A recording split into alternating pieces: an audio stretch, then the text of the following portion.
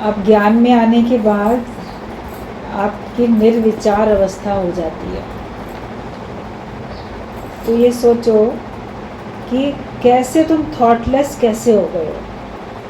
पहले कितने विचार चलते रहते थे सारा दिन। जैसे परेड होती है ना, लेफ़्ट राइट सैनिक लोग मार्च करते रहते हैं, ऐसे तुम्हारे दिमाग में विचार मार्च करते रहते थे, चलते ही रहते थे। और जब परेड होती है तो उसमें वो कितने कदम से कदम, इतनी तेज़ उनके जूतों की आवाज़ रहती है, खट खट खट खट चलते हैं। साधारण कोई चलेगा तो ऐसे नहीं, परेड में तो आप देखो कैसे होता है। तो ऐसे तुम्हारे दिमाग में हॉट परेड चलती है। तो अब ये देखो कि ज्ञान में आने के बाद क्या तुम निर्विचार हो गए हो, तुम्हारी थॉटलेस अवस्था हो गई है। और अगर हो गई तो कैसे हो गई, कैसे ये चमत्कार हो गया कि कैसे अब तुम्हारे अंदर कोई विचार आते ही नहीं, या तुम्हारे अंदर कोई विचार ऐसे चलते ही नहीं। अब कोई सोचे कि विचार तो चलेंगे, हर समय चलेंगे, विचार नहीं चलें तो मुर्दे के नहीं चलते हैं, जीवित के तो विचार चलते ही रहते हैं। तो एक होता है विचार आया और चला गया, लेकिन एक होता है टिक गया और तुम्हें तंग कर रहा है। तो जो थॉटलेस होना है, जो विचार टिक जाए और तंग करे, उससे अपना पीछा छुड़ाने वाली बात है।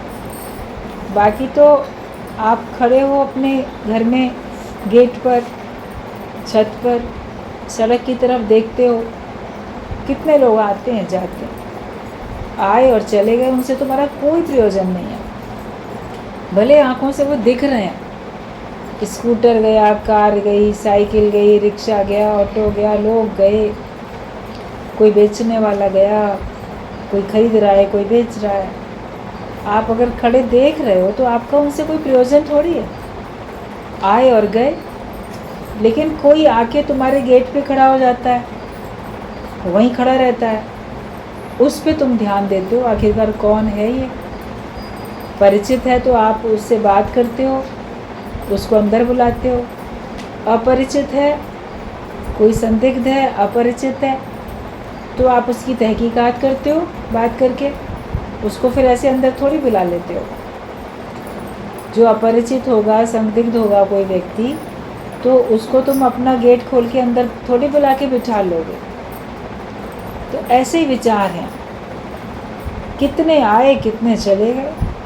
ज्ञानी का उनसे कोई प्रयोजन नहीं होता, लेकिन जो विचार आके उसके दिल दिमाग में ठहर जाते हैं, उस पे उसको ध्यान देना पड़ता है, ये क्यों ठहर गया विचार, ये क्यों रुक गया।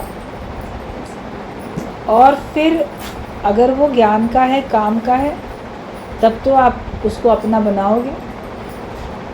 लेकिन अगर वो तुम्हें तंग करने वाला विचार है, तब तो आप उसको तुरंत ही हटा दोगे ना। कहते हैं सुख है एक विचार में, तो कौन सा सुख विचार में है? जब हमको थॉटलेस होना है, तो निर्विचार अवस्था में आना है, तो ज्ञान के विचार में ही सुख है। जब हम ज्ञान के विचार में रहते हैं, तब आप देखो कि हमारे अंदर में कितना सुख रहता है। तो वो विचार तो आता है, रुक जाता है, टिक जाता है, और आपकी स्थिति उस पर बन जाती है। ज्ञान का विचार तुम्हें तंग थोड़ी करता है, जगत के विचार तंग करते हैं।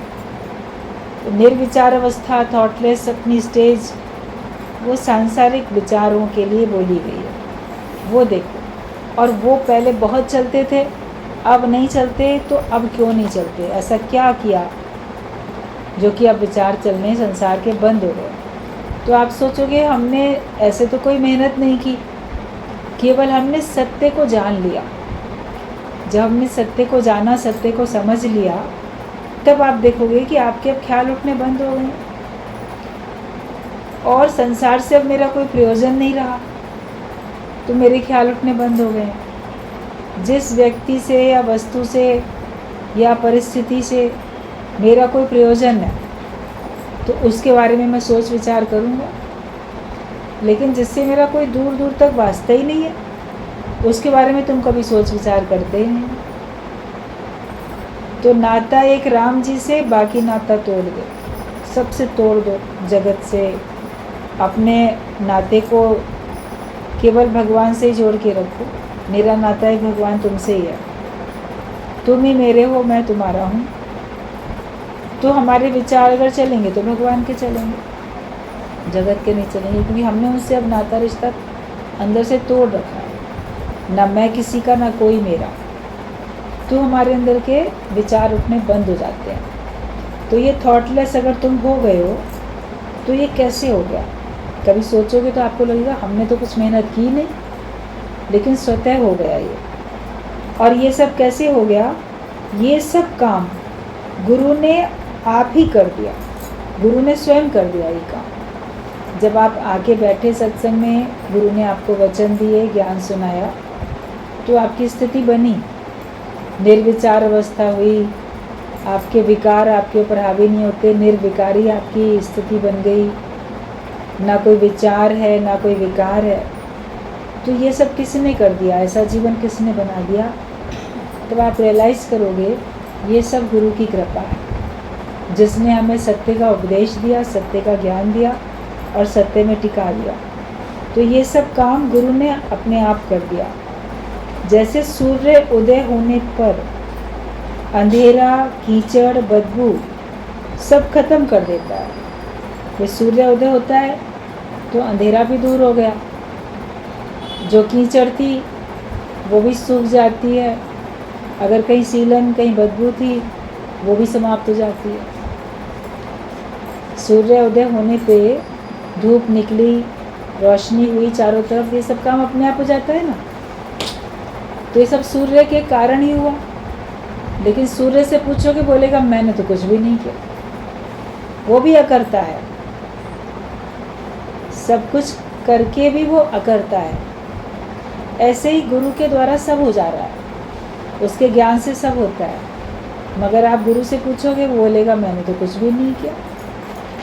और केवल बोलने के लिए नहीं बोलेगा कि मैंने कुछ नहीं किया, वो अंदर से ये बात अनुभव करता है कि वास्तव में हम तो कुछ करते ही नहीं है। ये तो जैसे भगवान का काम अपने आप हो रहा है, हमारे अंदर के सारे दोष मिटते जाते हैं। जो भी कोई ज्ञान के वचनों को जीवन में उतारता है, उसका दोष मिटता जाता है, उसका जीवन सुंदर होता है, उसके आचरण में शुद्धता और पवित्रता आती है, उसके चरित्र में इत्र की खुशबू आ जाती है। उसका चरित्र ऐसा नहीं होता कि लोग उसको बुरा माने, नुकसान हो किसी का। उसका आदर्श लोग देखते हैं तो प्रसन्न होते हैं। तो अपना आचरण भी हमारा अच्छा बन जाता है और लगेगा गुरु ने किया, गुरु बोलेगा हमने कुछ किया ही नहीं। तुमने वचनों को माना, तुमने अपने से मेहनत की, इसलिए हुआ।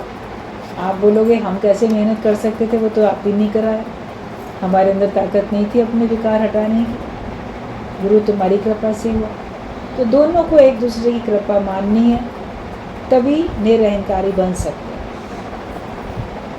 जो ज्ञानी है, गुरु है, वो बोलता है मैंने कुछ नहीं किया, तुमने किया, तो वो भी अहंकार से छूटा हुआ है। वरना उसके अंदर भी अहंकार आएगा, देखो मैं कितना श्रेष्ठ हूँ, मैं कितना कितना सबका जीवन बना रहा हूँ। लास्ट में ऐसे ही गीता भगवान से उनके गुरु लक्ष्मी भगवान थे सामने, उन्होंने कहा कि देखो तुमने कितने लोगों को बनाया है, सब तुम्हारी कितनी सहेलियाँ, सब देखो सब खड़ी हैं, मतलब सत्संगी लोग सब खड़े हैं। तो उन्होंने कहा नहीं मैंने किसी को नहीं बनाया।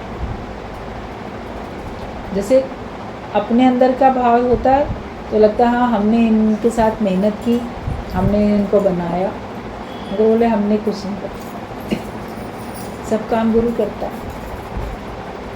हमने अपने को भी कहाँ बनाया, हमको भी तो गुरु नहीं बनाया ना। हमारे अंदर इतनी ताकत थोड़ी थी कि हम अपने को पूर्ण कर सकते, बना सकते। मेरा नहीं, मैंने किसी को भी नहीं बनाया। तो जो निश्चय होता है वो हमेशा अंदर में रहता है। जैसी भावना होती है वैसे ही भाव और वैसे ही भाषा वही आपकी होती जाती है। तो जैसे सूर्य उदय होने से अंधेरा, कीचड़, बदबू वो सब खत्म हो जाती है।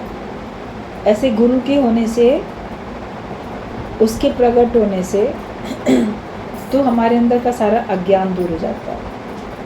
तुम श्रद्धा विश्वास की खिड़की खोलो तो गुरु सूर्य की कृपा हो जाती है। जो मेरे कोई भजता है उसके अंदर का अज्ञान अपने आप में नष्ट कर देता हूँ। अगर खिड़की बंद है तो आपको ना तो ताज़ी हवा मिलेगी, ना रोशनी, और ना आपको कोई धूप मिलेगी। तो हमारे अंदर भी अगर श्रद्धा और विश्वास की खिड़की बंद होगी तो गुरु कितना भी ज्ञान सुनाए, कोई आपके संग कितनी भी मेहनत करे, आप उसका लाभ ले नहीं सकोगे। अभी जैसे मान लो हम खिड़कियाँ बंद कर दें, पर्दे डाल दें, खिड़की बंद कर दें, दरवाजे बंद, तो क्या अंदर धूप आ सकती है? नहीं आ सकती। फिर बोलो सूर्य ना मुझे मेरे संग पार्शियलिटी करता है, मेरे कमरे में ना धूप नहीं आती। आप खोलोगे तब तो आएगी। तो अपना श्रद्धा और विश्वास की खिड़की को तुम खोलोगे तब तो तुम्हारे अंदर महसूस होगा ज्ञान अंदर आता हुआ।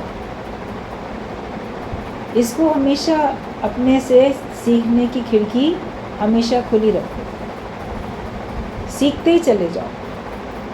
कभी ये नहीं बोलना कि मुझे सब कुछ आ चुका। जिस दिन तुम्हारे मन ने तुमको ये सुना दिया, अब मुझे सब आया, सब आ गया, उसके बाद से तुम्हारी उन्नति वहीं की वहीं रह जाएगी, रुक जाएगी, और बल्कि गिरावट होनी शुरू हो जाएगी। तुम्हारी कीमत बढ़ेगी नहीं।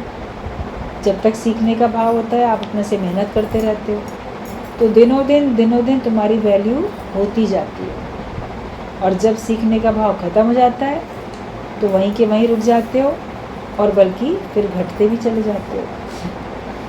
तो अपने अंदर के श्रद्धा और विश्वास की खिड़की को खोलो तो गुरु की कृपा तुम्हारे पर होती जाएगी। और जो भगवान को भजते हैं तो भगवान तो उनके अंदर के अज्ञान को दूर करते हैं।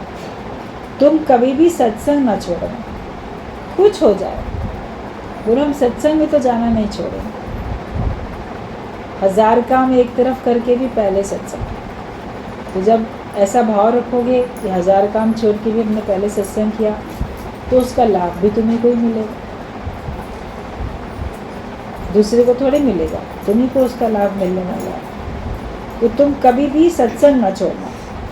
वाणी है पवित्र गंगा जल, इसी से तू भी पवित्र हो जाएगा। बाहर से तो तुम्हें पता भी नहीं चलेगा। सुदामा को भी पता नहीं चला कि अंदर ही अंदर कैसे झोपड़ी महल में बदल गई। तो बाहर से तो नहीं पता चलेगा तुमको, लेकिन तुम सत्संग में अगर आते रहते हो तो तुमको ऐसे नहीं दिखेगा कब कौन सी कृपा गुरु ने कब कर दी, कौन सी वाणी कब मेरे को दे दी। लेकिन आप वैसे देखोगे, पहले मैं बिल्कुल फटे हाल था अंदर से, जैसे कि अपने को गरीब महसूस करता था, मेरे पास कुछ नहीं है ऐसा महसूस करता था। और अब मेरी वो झोंपड़ी कैसे महल में बदल गई। तो हमें अपने अंदर वो भरपूरता का अनुभव होता है जब हम ये देखते हैं कि गुरु की इतनी कृपा हो गई हमारे ऊपर। सुदामा को पता थोड़ी चला कि मेरी झोंपड़ी जो है वो महल बन गई है। बाहर से तो भगवान उसको कुछ भी देते हुए नहीं दिखे, बल्कि जो उसके पास वो पोटली में चावल थे वो भी ले ही लिए, और पलट के कुछ दिया भी नहीं। उसने मांगा भी नहीं, संकोच करके कुछ मांगा भी नहीं, और बाहर से दिया भी नहीं। जाता है वापस अपने का, रास्ते में सोच रहा है, पत्नी ने कहा था मित्र तुम्हारा राजा है, मदद मांग लेना। यूँ भी कोई किसी घर जाता है तो अपनी मर्ज़ी से कुछ भी भेंट, अच्छा बाल बच्चों के लिए लेके जाओ, कुछ देता है। ना मैंने मांगा ना उन्होंने दिया। अब वो कहेगी तो मैं क्या कहूँगा। तो सोचता है कहूँगा क्या, मैं मित्र था, मित्र से मिल के आया, उसमें कोई मांगना थोड़ी होता है। निश्चिंत था, बोला ठीक है जो कहेगी जाऊँगा। लेकिन जब पहुँच जाए तो आप सबको पता है कि उसको तो अपनी जगह ही नहीं पहचानी जा रही थी। जहाँ टूटी फूटी झोपड़ी थी उस जगह तो इतना सुंदर महल बन गया था, तुरंत बन गया महल। पत्नी बच्चे सब सजे धजे, अच्छे गहने कपड़े पहने पत्नी बाहर निकल आई, खुश एकदम। बोलते ये क्या चमत्कार हुआ?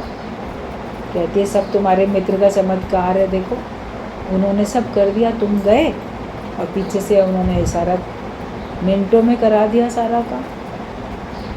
तब उसको लगा कि देखो तुझे हाथों से ना देते हुए देखा पर झोलियाँ भरी देखी। भगवान को हाथों से देते हुए नहीं देखा, लेकिन देखा तो सब तरह भरपूरता आ गई।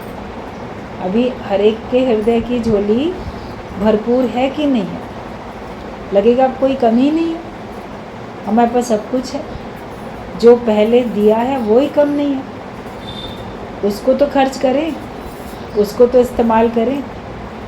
उसके बाद देखेंगे कि अब भगवान से मांगने की ज़रूरत है कि नहीं है। लेकिन मांगने से पहले ही भगवान आपको देता चला जा रहा है। जो तुम्हारी आवश्यकता है वो परमात्मा देता ही जाता है।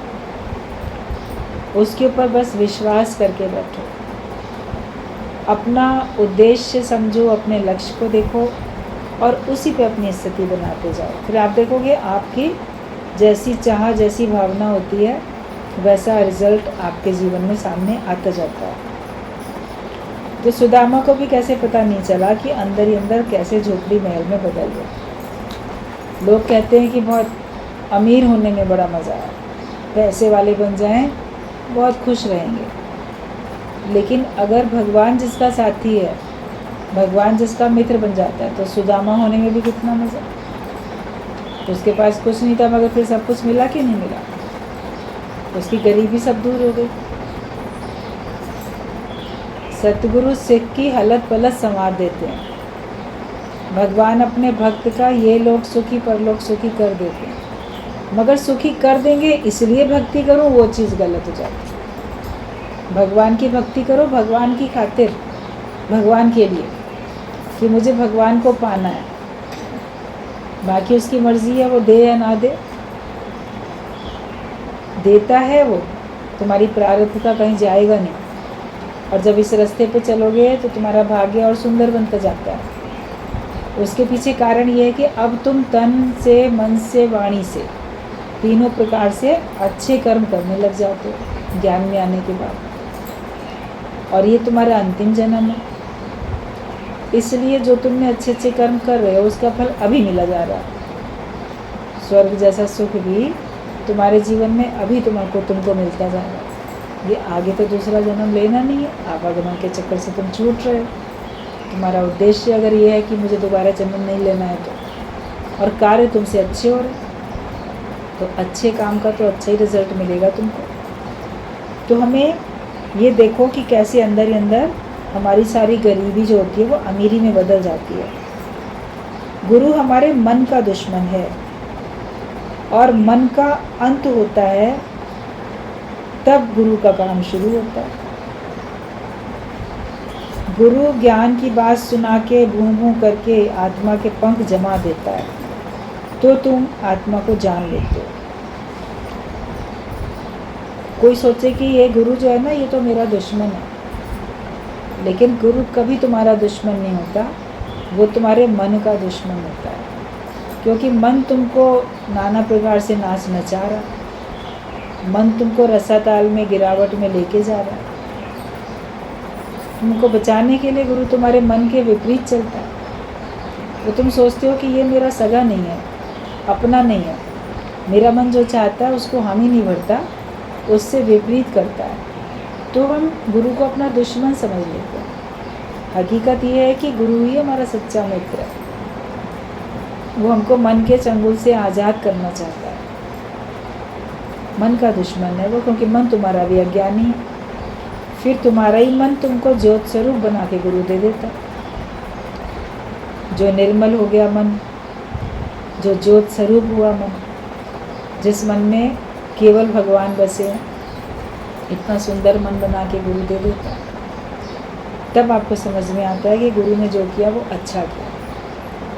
अल्प बुद्धि से समझ में नहीं आएगा कि जो किया वो अच्छा किया, लगेगा खराब किया मेरे साथ। मगर संग करोगे, बात को समझोगे, पूछोगे, तो आप देखोगे कि हर बात में कितना बड़ा रहस्य है और कितनी बड़ी भलाई छिपी हुई है हमारी। तो गुरु तो है वो हमारे मन का दुश्मन है। और जब तुम्हारा मन का अंत हो जाता है, मतलब जब तुम्हारा मन तुम्हारे को तंग करना बंद कर देता है, तब गुरु का काम शुरू होता है। जब तक अभी मन जीवित है तब तक अभी ज्ञान आत्मा का निश्चय तुम्हारा हो नहीं पाता। आत्मिक निश्चय तब तक नहीं कर पाते हो ना, मन के कारण से। मन तुमको जगत सत्य दिखाता रहता है। तो इसके लिए हमें अपने मन से पहले आज़ादी पानी है। मन जीते जग जीत। मन को जीत लोगे तो सारे जगत को जीत सकते हो। अब मन को जीतना गुरु सिखाता है, तुम्हारा मन तुम्हारे वश में हो जाता है। फिर गुरु का काम ये शुरू हुआ कि उसने तुमको आत्मिक निश्चय पक्का करा दिया। वरना आत्मा का ज्ञान तो पहले ही दिन से सुन रहे हैं। जो पहले दिन सत्संग में आता है, क्या उसके लिए अलग क्लास थोड़ी लगती है कि अब इसको पहले स्कूल की तरह से नर्सरी में बिठाओ, केजी में बिठाओ, 1 में 2 में, धीरे धीरे इसको आगे बढ़ाओ। पहले दिन आता है वो भी सबके साथ बैठता है। 10-20 साल से जो आ रहा है वो भी इन्हीं के बीच में बैठता है।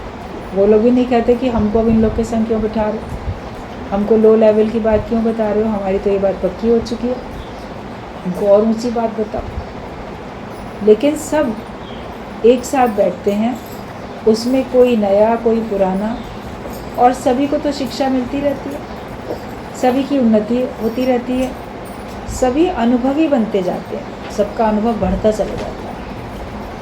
तो इसलिए जैसा सिखाया गया वैसा हम करते जाए। तो जब मन का हमारा अंत होगा तब तुमको ज्ञान का आत्मा का निश्चय होगा।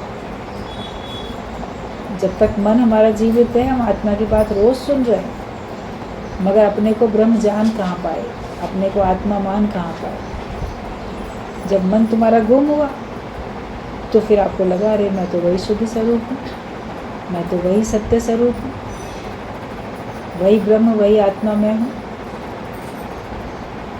अपने स्वरूप का हमको बोध हो जाता है ना। तो गुरु की लीला को तो कोई जान नहीं सकता। आत्मा को भी ब्रह्म को भी आसानी से कोई नहीं जान सकता। जैसे तुम्हारा वर्णन सभी ने किया है ऐसा मैं सत्य करके मान रहा हूँ। भक्त तो क्या बोलेगा, जैसे भगवान तुम्हारा वर्णन सबने किया है उसको सत्य करके मैं मान रहा हूँ। शास्त्रों में जो लिखा, ब्रह्मज्ञानी संतों के मुख से जो हमने सुना, तो जब तक उसको सत्य करके हम मानेंगे नहीं तब तक उसमें स्थिति कैसे बनाएंगे। बच्चा स्कूल में जाता है, टीचर ब्लैक बोर्ड पे ए लिख देती है और फिर कहती है इसको प्रोनाउंस करो, ये है ए, तो सारे बच्चे ए बोलते हैं। फिर वो लिखती है बी, फिर कहती है ये है बी, सब बी बोलते हैं। जो टीचर कहती है उसको मानते हैं ना बच्चे, तब तो वो अल्फ़ाबेट्स को समझ पाएंगे, सीख पाएंगे, बोलना लिखना वो सब सीख पाएंगे। अगर वो बुद्धि चलाएं, मैम इसको ए क्यों बोला, इसको बी क्यों नहीं कहते, इसको बी क्यों कहा, इसको ए क्यों नहीं कहते, इसको सी क्यों कहा, इसको डी क्यों नहीं कहते। मान लो ऐसा वो बच्चे अपनी बुद्धि लगाने लगें कि पता नहीं ये टीचर हमको सही पढ़ा रही है कि गलत पढ़ा रही है, तो क्या कभी सीख पाएंगे वो बच्चे? बच्चे तो जैसा उसकी टीचर बोलती है उसको यस सर यस मिस करके उठाते जाते हैं, तो सीख पाते हैं। हम भी गुरु वाक्य सत्यम करके ज्ञान उठाते जाएंगे, हम सीखें। वरना उसमें अगर हम अपनी मन बुद्धि चलाते हैं कि पता नहीं सही है कि गलत है। कोई ज़्यादा बुद्धिवादी होता है तो जो सत्संग में वाणी सुनी वो बोलेगा बताइए कौन से शास्त्र में लिखी है ये बात, कौन से ग्रंथ में लिखी है। आप तो कहते हो वेदों शास्त्रों का सार है, तो ये वाली बात कौन से ग्रंथ में लिखी है, कौन से वेद में, कौन से शास्त्र में? पूछा एक बार किसी ने, तो गुरु ने कहा कि कौन से में लिखी है ये तुम जाके खोज करो, हम नहीं बताएंगे किसमें लिखी है, लेकिन ये हम इतना बताएंगे वेदों शास्त्रों का वचन है ये। अब तुमको शंका है तो तुम जाके खोजो ना, सारे वेद ले आओ, सारे ग्रंथ, सारे पुराण, सारे शास्त्र लाओ, उनको शुरू से पढ़ो, तब तुम जानोगे कि किस में लिखी है। हम तुम्हें क्यों बता दें फलाने शास्त्र के फलाने पेज पे लिखी है ये बात, तुमको शंका आ रही है तुम जाके ढूंढो।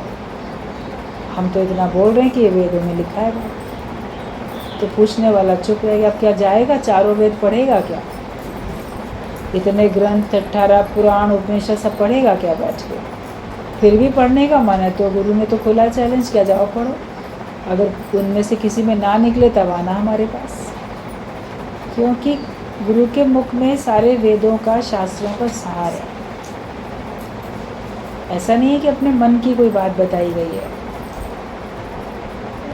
एक बार किसी ने कहा सत्संग जो है मोह माया छुड़ा देता है, ये सत्संग सही नहीं है, मोह खत्म करा देता है।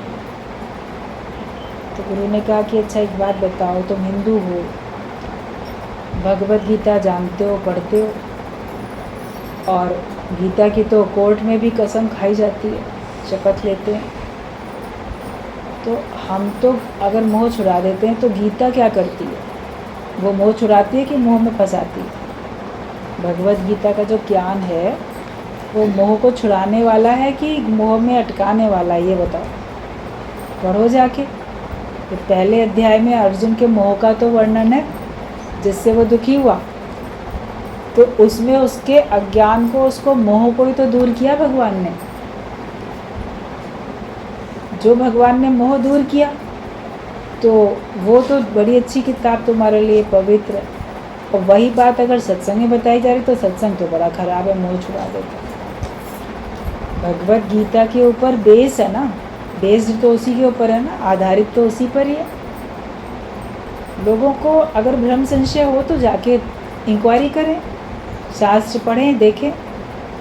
तो गुरु तो अपने आप में दृढ़ निश्चय में होता है, उसको पता है कि जो हम बोल रहे हैं वो सत्य बोल रहे हैं, और फिर लोगों को समझ में आता भी है धीरे धीरे करके। कहते खुद अपने जीवन को देख करके गुरु के ज्ञान पे यकीन हुआ। जब अपना जीवन देखोगे तब तो गुरु के ज्ञान पे यकीन होगा। जब जीवन बना हुआ होगा तब फिर आपको लगेगा वाकई ये वचन मानने से मेरे अंदर में कितनी सुख शांति आई, मैं कितना विकारों से छूटा, कर्मों से छूटा, माया से छूटा, कितना मैं निर्बंधन हुआ, कितना मैं अब हर समय आनंद में रहता हूँ। आप अपने साक्षी बनते हो, अपने को देखते हो, तब आपको गुरु के ज्ञान पे विश्वास भी होता है। तो जैसा सब ने वर्णन किया है वो सभी ने कहा है, ऐसा मैं सत्य करके मान रहा हूँ। जब आप बोलो मैं सत्य करके मान रहा हूँ तब तुम भी सीख पाओगे, वरना सीख नहीं पाओगे। पहले तू निराकार परमात्मा है, ये सब पीछे हुए हैं। अभी मैं सत्य को जान रहा हूँ, अपने आप को तुम स्वयं ही जान सकते हो। जो गुम होए तभी तुम्हें जानेगा, जो अपने को गुम करेगा तभी भगवान तुमको जान सकता है। और पहले तुम निराकार थे, पहले तुम निराकार हो, और बाद में सब साकार। तुम्हारा शरीर भी बाद में है, और जितने भी नाम रूप दिखाई देते हैं वो सब बाद में है। लेकिन पहले तुम क्या हो, जो सदा से हो, उसमें अपनी स्थिति बनाओ। जब तक मैं हूँ तब तक तुम नहीं जान पाते हो। जब तक अपने को शरीर मान के बैठे हो तब तक तुम इस रहस्य को जान नहीं पाते हो। मेरी बुद्धि, मेरा मन काम नहीं करेगा। जब तक तुम अपने को जीव भाव में रखोगे, अपने को देह मानोगे, तब तक तुम्हारी बुद्धि भी उलझेगी, संशय आएंगे उसमें, और तुम्हारा मन भी कुछ काम नहीं करेगा। मन में भी आपके लगेगा कि मन लग नहीं रहा है। तो जब तक तुम्हारे अंदर तुम्हारा जीव भाव है तब तक तुम्हारा मन और बुद्धि तुम्हारे वश में नहीं होते हैं, वो काम ही नहीं करते। मैं मन और बुद्धि वाला जीव तुम्हें नहीं जान सकता, पर तुम मुझे ऐसी समझ दो, तुम ही अपनी बढ़ाई मुझको सुनाओ, तुम ही अपनी विभूति को मुझे बताओ, तब मैं जान सकता हूँ। तुम जब अपने मुखारविंद से सुनाओगे तब मैं जान सकूँगा। जो भक्त होता है वो ये बोलता है कि जब तुम ही अपनी महिमा का वर्णन करके मुझे बताओगे तभी तो मैं जान सकूँगा। भगवान कृष्ण ने अपनी विभूतियों का वर्णन स्वयं तो करके बताया ना, कोई और ने तो नहीं करके बता दिया उसको, भगवान को स्वयं बताना पड़ा, और तब वो जान भी सका। तो भक्त जब तक स्वयं नहीं समझता है और जब तक उसको कोई बताने वाला नहीं होता है तब तक वो कैसे जाने। पढ़ा तो बहुत, वेद शास्त्र सब ने बहुत पढ़े हैं, लेकिन तो भी उनको पूरी तरह से समझा था। जब सत्संग में आके बैठे तब क्यों समझ में आया? क्योंकि हमारा विवेक खुला। बिना सत्संग के विवेक नहीं खुलता है। और विवेक वो स्थिति होती है जिसमें हमको सही और गलत की पहचान होती है। क्या उचित है, क्या अनुचित है, क्या वास्तव में सही है, क्या सही नहीं है, इसका स्पष्ट रूप से जब आपको समझ में आता है, अनुभूति हो जाती है, तब समझो कि आपका विवेक खुला हुआ है। विवेक के द्वारा ही आप सही और गलत को पहचान सकते हो। अच्छे बुरे का ज्ञान आपको विवेक के कारण ही होता है, वरना संसार में लोगों को अच्छे बुरे की बिल्कुल भी समझ नहीं है। वो अपने को सुखी करने के लिए कुछ भी करते हैं, दूसरे को दुखी करने के लिए कुछ भी करते हैं, लेकिन अच्छा बुरा क्या है, क्या करना है, क्या नहीं करना है, वो तो जब विवेक खुला होता है तभी समझ में आता है। तो ये बताया कि जब तक तुम मुझे खुद नहीं बताओगे तब तक मैं कैसे जान सकूँगा, मैं कैसे चिंतन करूँ, और तू कैसे योग्य है, ये अपने मुख से बताओ तो मैं तुम्हें जान सकूँ। भक्त तो यही बोलता है भगवान से, शिष्य यही बोलता है गुरु से कि मैं तो चिंतन भी नहीं करना जानता, मैं कुछ नहीं जानता, लेकिन जब तुम मुझे बताओगे मैं तभी जान सकूँगा कैसे चिंतन करूँ और मैं कैसे योग्य हूँ। क्या मैं चिंतन करने के योग्य भी हूँ? क्या मैं ज्ञान सुनने के योग्य हूँ? सुनने के योग्य भी तो हमें गुरु बनाता है। पहले तो सबकी बुद्धि इतनी उलझी हुई होती है कि ज्ञान समझ में ही नहीं आता। ज्ञान सुनने के योग्य भी गुरु बनाता है। जैसे कोई ऊसर भूमि होती है तो वो अभी किसी भी बीज को भी डालोगे तो वो उसको नहीं फलीभूत कर पाएगी, क्योंकि वो भूमि अभी इस योग्य नहीं बनी। उस ऊसर वाली भूमि को पहले तो उपजाऊ भूमि बनाना पड़ता है, तब उसमें बीज डालेंगे, तब आपकी फसल उसमें आएगी। तो पहले तो हर एक की बुद्धि इतनी उलझी हुई है, जैसे कि ऊसर ज़मीन की तरीके से है आपका दिल, दिमाग, आपका जीवन। तो ज्ञान के वचन अगर ऊसर भूमि पे डल भी रहे हैं तो उनका कोई फलीभूत हो ही नहीं रहा। एक कान से सुन के दूसरे कान से निकलते चले जा रहे हैं वचन, समझ में ही नहीं आ रहा है, समझ में ही नहीं आ रहा, लोग बोलते हैं।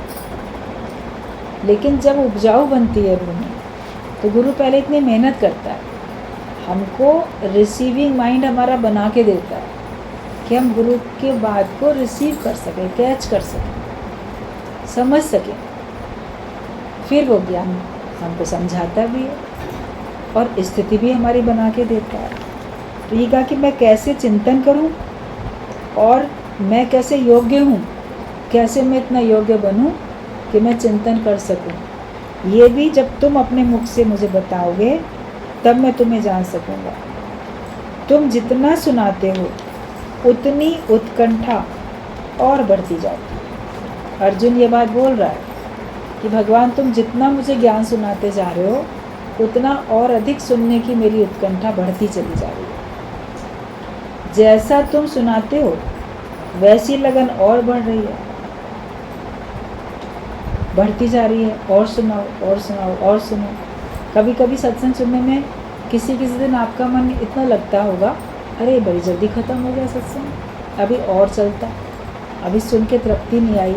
हालांकि जो सुना बहुत आनंदित किया, रोम रोम पुलकित हो गया, लेकिन कभी मन करता और सुन लेते, सत्संग थोड़ा और चल जाता तो अच्छा था। और कभी लगेगा जल्दी बंद हो तो अच्छा, बहुत हो गया और नहीं सुनना चाह रहे।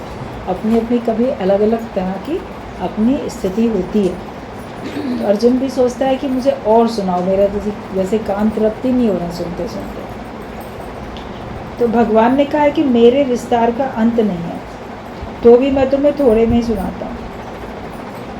भगवान का तो जितना भी वर्णन करो उतना कम है। बोलते हैं कि मेरे तो विस्तार का अंत ही नहीं है कोई, मगर तो भी मैं तुम्हें थोड़ा संक्षेप में ही सुनाता हूँ, थोड़े में ही बताता हूँ। सबके अंदर जो आत्मा है वो मैं हूँ। सबसे थोड़े में बता दिया कि सबके अंदर जो आत्मा है, सबके अंदर जो शक्ति है वो मैं हूँ। बोलेंगे भगवान है कौन, क्या है?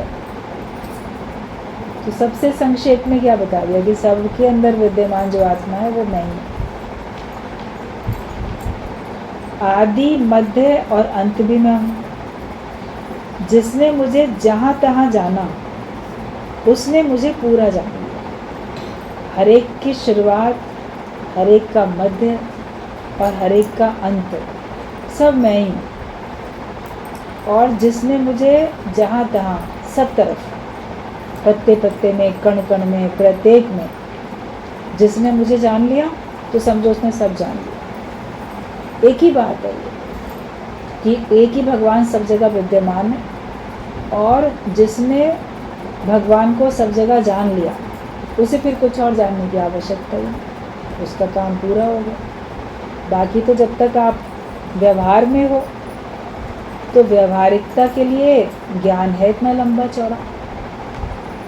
निश्चय करने के लिए तो एक ही सेंटेंस काफ़ी है ना कि तू वो ब्रह्म स्वरूप है और सब में वही सत्ता विद्यमान है। इसके अतिरिक्त तो कोई और ज्ञान है ही नहीं आत्मिक निश्चय करने के लिए। बस मैं वो हूँ और वही सब तरफ है, मेरा ही रूप सब तरफ है। द्वैत का नाश हुआ, तुम अपने में स्थित हो गए। दूजा भाव खत्म हुआ तो तुम्हारा योग लग गया भगवान से। फिर भगवान से भी दूजा भाव था, वो भी खत्म हो गया। जो तू है सो मैं हूँ, जो मैं हूँ सो तू है, ये समाप्त हुआ। अद्वैत में स्थिति बन गई, आपका योग लग गया, आप मुक्त हो गए। लेकिन जो सारा जीवन जी रहे हो, अनेक अनेक प्रकार के काम हैं, अलग अलग प्रकार के स्वभाव वाले लोग हैं, उन सब के साथ जो आपको व्यवहार करना है वो किस तरह से करना है, वो कला फिर गुरु सत्संग में अलग अलग प्रकार से वाणी बता के, पॉइंट्स बता के आपको सिखाता रहता है। निश्चय की बात तो एक ही हो गई, बस तू ब्रह्म है और सब जगह ब्रह्म ही ब्रह्म, हर जगह समाया, मेरे अलावा कुछ और है ही नहीं। मगर फिर क्या हमें करना है, क्या नहीं करना, उचित क्या हमको करना है, बाकी जो विस्तार ज्ञान का है वो है किस लिए? आपको परफेक्ट करने के लिए, ऑलराउंडर बनाने के लिए, संपूर्ण करने के लिए, कि ताकि जब तक तुम्हारा जीवन हो तो तुम खुद भी अपने आप को सुखी रख सको और तुम्हारे से और लोग भी सुखी रह सकें। इसीलिए ज्ञान व्यवहार के लिए है ये। कभी बोला था कि ये लोग सुखी पर लोग सुखी, ये लोग भी तुम्हारा सुखी रहता है, सब तुमसे खुश रहते हैं, और आत्मिक निश्चय कर लिया तो तुम मुक्त हो। बाकी सारी प्रकृति तुमसे खुश रहती है, सारे देवी देवता सब तुमसे खुश रहते हैं, कोई भी तुमसे नाराज़ रह नहीं सकता। तो ज्ञान का विस्तार तो इसीलिए है, उसके विस्तार का कोई अंत नहीं। अज्ञान हावी होता है, अब चारों तरफ माया है तो माया से बचने के लिए ज्ञान, अज्ञान से छूटने के लिए ज्ञान, मगर मुक्त हो जाओ और फिर ज्ञान के हिसाब से, जब तक भगवान ने जीवन दिया ज्ञान के हिसाब से ही चलो कि आदि मध्य और अंत भी मैं हूँ, और जिसने मुझे जहाँ तहाँ जाना उसने मुझे पूरा जान लिया। सब में जो खास खास चीज़ है वो मैं हूँ, हर एक में खास खास चीज़ बताई भगवान ने। मन भी मैं हूँ क्योंकि उसको भी मेरी हस्ती है, और मन तो ज्योत स्वरूप है। भगवान ने सब अपनी बात बताई है कि सब मैं हूँ। भगवत गीता हर एक के घर में होगी ज़रूर, उसको बीच बीच में थोड़ा सा पन्ने पलट के पढ़ लिया करो। जिस दिन जो पेज सामने खुल जाए वही पढ़ लो और उसके ऊपर विचार करो। आप देखोगे आपके अंदर की नॉलेज बढ़ती जा रही है, आपके अंदर अंतर्मुखता आती जा रही है, आपका मन पॉजिटिव वे में सोच रहा है, विद्वान बन रहे हो, ज्ञानवान बन रहे हो, और परमात्मा से मिलके आप एक होते जाओ। ज्ञान के विचार चलने चाहिए ना हर समय, सुनो भी पढ़ो भी, अपनी उन्नति भी करो। सुनत कहत रहत गत पावे, सुनो भी कहो भी, रहनी भी बनाओ। और बाकी अगर पढ़ना आता है, पढ़ सकते हो तो पढ़ो भी। तो हर समय तो सुन नहीं सकते, हर समय बोल भी नहीं सकते, हर समय बहुत सारी बातों को याद भी नहीं कर सकते। तो जो उसमें लिखा है थोड़ा पढ़ लिया, तो अब उस टॉपिक के ऊपर हमने विचार कर लिया, हाँ ये वाला इसमें श्लोक था तो इसके ऊपर क्या बात बोली गई है। तो भगवान ने अपनी विभूतियाँ कितनी सारी बताई हैं कि इंद्र भी मैं हूँ, वेदों में सामवेद मैं हूँ। क्यों बोला? क्योंकि उसमें ब्रह्म ज्ञान है, सामवेद में ब्रह्म ज्ञान है इसलिए बोला। बाकी तो सब में ही है भगवान, लेकिन बताने के लिए जो खास खास चीज़ें हैं वो बताएं। सब पर्वतों में सुमेरु पर्वत में हूँ, कुबेर में हूँ, पुरोहितों में बृहस्पति में हूँ, जलाशयों में समुद्र में हूँ। सब तरह भगवान ने अपनी विभूतियाँ बता के चले गए। मतलब कहने का ये है, हमारी आँख के सामने जो भी कोई चीज़ आ जाए, जड़ या चेतन, वो भगवान है। इसीलिए भगवान ने हर चीज़ का वर्णन कर दिया, क्योंकि सबकी आंखों के सामने यही सब आते रहते हैं ना, पशु पक्षी, प्रकृति, पेड़ पौधे, मनुष्य, ये सब आते हैं, या भावनाएं भी अंदर की, वो भी सब अगर आप पढ़ोगे, भगवान ने जहाँ बोला है, कोई चीज़ ऐसे छोड़ी नहीं है। सब तरफ, इधर भी मैं, इधर भी मैं, इधर भी। कहाँ अहंकार करो, उसके बावजूद अगर अहंकार करो तो बड़े आश्चर्य की बात है। और तभी कर रहे हो जब भगवान को देखा नहीं है। बल भी मैं हूँ, बुद्धि भी मैं हूँ, बलवानों का बल भी देखो बताया, स्मृति भी मैं हूँ, सब कुछ मैं ही हूँ। तो तुम कहीं नहीं हो, इसलिए बोल दिया ताकि जो तुम अहंकार करते हो मैं कहीं ना कहीं कुछ तो हूँ, मतलब तुम कहीं भी कुछ नहीं हो। जहाँ तुम्हारा मन बोलेगा कि यहाँ मैं हूँ, तो बोलो नहीं, यहाँ तो भगवान के अलावा कुछ नहीं। तो जो सर्वत्र परमात्मा देखता है वो मुक्त हो जाता है। और ये मुक्ति की क्लास है। आवागमन के चक्कर से छूटने के लिए सत्संग है। गुरु इसीलिए हमको रोज़ रोज़ बात बताता है, चाहे भले कभी वो नीरस लगे, कभी सर भारी हो, तो कभी फॉर अ चेंज भजन, दृष्टांत, कोई ओकेज़न, नाचना गाना, घूमना फिरना कभी हो जाता है, थोड़े से परिवर्तन के लिए, ताकि तुम्हारे अंदर में भारीपन ना आने पाए। लेकिन जो तत्व है वो तो बताया जाएगा। और ये इतना भारी है तत्व ज्ञान, तो इसके लिए तुम्हारे दिमाग को भी पूरा स्वस्थ होना पड़ेगा, मजबूत होना पड़ेगा। एक बार बात चल रही थी तो गुरुजी ने कहा कि कृष्ण भगवान देखो मक्खन चोरी करके भी ग्वाल वालों को सबको खिलाते थे। क्यों खिलाते थे मक्खन? खुद भी खाया, सबको खिलाया, ताकि उससे तुम्हारा दिमाग बढ़िया बने, मजबूत हो, ताकत आए तुम्हारी। क्योंकि भगवान फिर उसको ज्ञान भी तो सुना रहे हैं ना, तो ज्ञान को भी ग्रहण करने की तुम्हारे अंदर में ताकत तो आए। और बिना मक्खन खाए ज्ञान सुनोगे तुम्हारा दिमाग उड़ने लगेगा, एकदम घूमने लगेगा, सर भारी होने लगेगा। तो क्या तुम लोग भी सवेरे सवेरे आओगे, एक मक्खन की टिक्की खा के आओ तब तुम लोग को ज्ञान पक्का होगा। अच्छा सा नाश्ता खा के आओ तो ज्ञान समझ में आएगा। खाली पेट आके बैठ जाओगे, दिमाग उड़ने लगेगा, भारी। जिस दिन केवल आत्मा की बात चलती है उस दिन आपको जैसे बहुत भारीपन लगने लगता है। हल्की फुल्की बातें चल रही हैं, खूब मस्त रहते हो, मगर कभी कैसी हर प्रकार की बात चलेगी। और यूँ भी कहा जाता है कि सवेरे का नाश्ता एकदम राजाओं की तरह करना चाहिए, अच्छे से भर पेट, बिल्कुल सॉलिड, सात्विक, अच्छा सा खाना, पौष्टिक। दोपहर का खाना थोड़ा सा साधारण मनुष्य की तरह करो, और रात का खाना बिल्कुल भिखारियों की तरह करो, मतलब कि बहुत हल्का, जैसे बड़े गरीब लोग होते हैं, रात में बहुत हल्का फुल्का खाओ। अब चूँकि रात में नाम मात्र खाओगे तो रात भर में भूखे रह के सवेरे फिर भूख लगनी है, अच्छी सी भूख लगेगी, तो फिर राजाओं की तरह खा लो। रात का खाना हल्का, क्योंकि खाना खा के फिर लेट जाते हो, सो जाते हो, हजम ही नहीं हो पाएगा फिर वो। सवेरे ज़्यादा से ठीक से खाया तो दिन भर चलते फिरते भी तो रहते हो, वो खाना हजम हो जाता है। तो सवेरे सवेरे भी सबको सत्संग सुनना है, शाम को भी सुनना है, दिन भर कार्य करने हैं, तो अच्छा सा खाओ पियो सवेरे से, उस भोजन को भी और ज्ञान के भोजन को भी, सॉलिड भोजन करो सब।